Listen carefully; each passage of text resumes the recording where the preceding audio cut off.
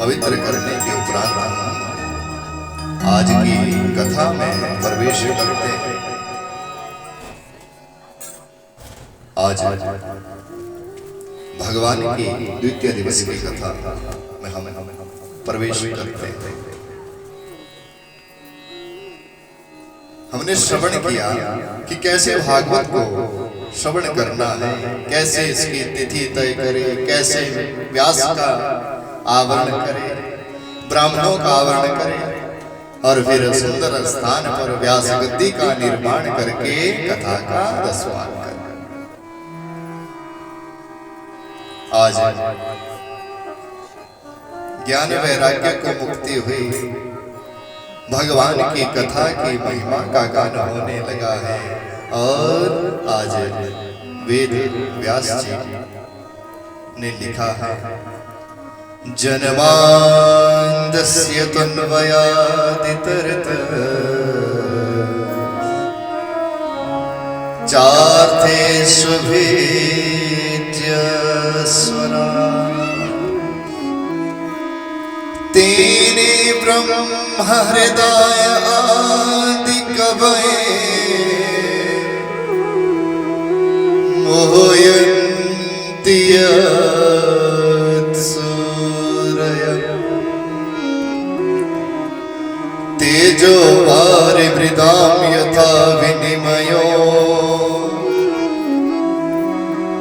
यत्र तृषिगो मृषा धाम्ना स्वेन सदा निरस्तकुहकं सत्यं परं धीमहि। सूत जी महाराज शौनकादिक मुनियों से कहते हैं, जन्मांदस्य तन्वयादितरतस् चार्थेषु भेद्य स्वरा, कि जो जन्म और मरण का कारण जन्मांदस्य तन्वयादितरतस् चार्थेषु भेद्य स्वरा, और जो सभी कार्यों को करता है, सभी का जो कारक है, तेरी ब्रह्म हृदय आदि कवये, और जो ये ब्रह्मा विष्णु महेश आदि है ना, मोहयन्ति यत् सूर्य, ये सब मोहित हो जाते हैं इसकी माया से। कौन? किसकी माया? जो सत्य स्वरूप है, जो सर्वदा सत्य रहने वाला है, जिसका ना जन्म हुआ ना मरण होता है, जो माता के गर्भ में कभी आया ही नहीं, जो मां के गर्भ में नहीं आता, परंतु संसार की उत्पत्ति का ये कारण है, उसी के द्वारा संसार की उत्पत्ति होती है, उसी के द्वारा इसका पालन, और वही जब चाहता है तो प्रलय आ जाता है। मां के गर्भ में कभी आया नहीं, कभी जन्मा नहीं, कभी मरा नहीं, परंतु सब कुछ करने वाला वही है। वो सत्य स्वरूप भगवान के विषय में बताया। कहा है कि हम जिस वस्तु पदार्थ को सत्य समझ लेते हैं वो झूठा होता है, और जो झूठा है उन्हें हम सत्य समझकर उसका पालन कर बैठते हैं। जो छल है उस छल को ही सत्य स्वरूप मानकर हम इस संसार में भागते रहते हैं, परंतु जो सत्य स्वरूप भगवान है उसको भूलकर हम स्वयं को सत्य समझ लेते हैं। हम स्वयं को सर्वस्व मानकर पूजते रहते हैं, परंतु ये नश्वर शरीर है जिसका अंत होना है। काल हमारे सर पर बैठा है, ना जाने कब जैसे ग्रसित कर जाता है, और केवल मात्र जब ये ग्रसित होता है तो जड़ रह जाता है, और कुछ केवल और केवल जड़ है। और फिर जड़ से कोई बात नहीं करता, कोई उसको पूजता नहीं, कोई घर में नहीं रखता, उठाते हैं शमशान पर डाल दिया जाता है, वो जड़ हो जाता है। जब चेतना है तो सब साथ में है, सब पास में है, जड़ होते ही सब कुछ छूट जाता है।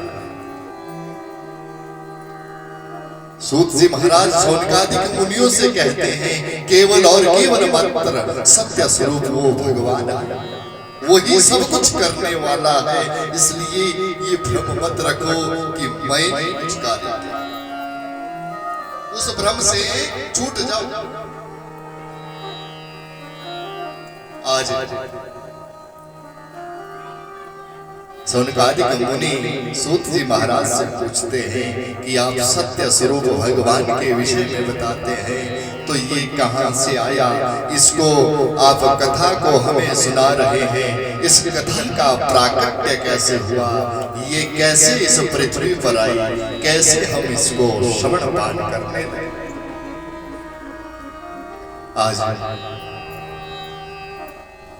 सूत जी महाराज शौनकादिक मुनियों से कहते हैं निगम कल्पतरोर गलितम फलम शुकमुखाद अमृत द्रव संयुतम पीबतम भागवतम रसबालयम रसिकाम हरहो भूरिभावुका।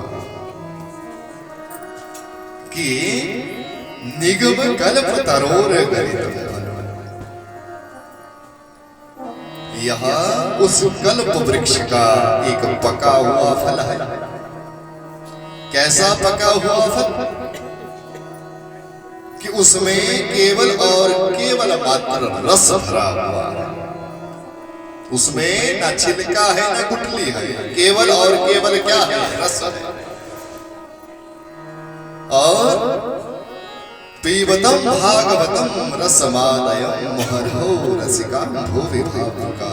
और जो कथा के रसिक है ना, वो निरंतर इस फल का, इस रस का पान करते रहते, निरंतर इसको पीते रहते। जो रसिक है, जो संत है, जो भक्त है, उनका निरंतर पान होता है, ये इसको प्राप्त करते हैं। आज वो कहते हैं कि भगवान इस रस में अगर गुठली नहीं है, छिलका नहीं है, तो ये एकत्रित कैसे, इकट्ठा कैसे? जब बिना बर्तन के कोई पदार्थ, कोई वस्तु नहीं रह सकती, उसको इकट्ठा नहीं रखा जा सकता।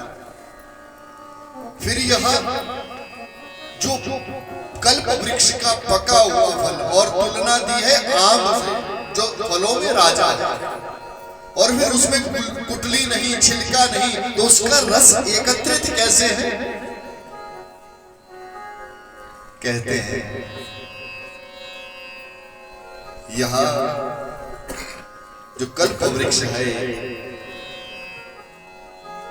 उस कल्प वृक्ष की ब्रह्मा रूपी जो टहनी है ना, उस टहनी से जब वो रस टपकता है तो नारद रूपी टहनी उसको ग्रहण कर लेती है। और जब नारद रूपी टहनी ने ग्रहण कर लिया तो कहां पर? यह व्यास रूपी टहनी पर अटक जाता है। व्यास रूपी टहनी ने जब उसको प्राप्त किया, वहां से टपकने लगा, तो शुक रूपी टहनी पर वह प्राप्त होता है, और शुक रूपी टहनी से यह विश्व भर में भक्तों के हृदय में बस जाता है। इसलिए इसका निरंतर पान करना है, निरंतर इसको।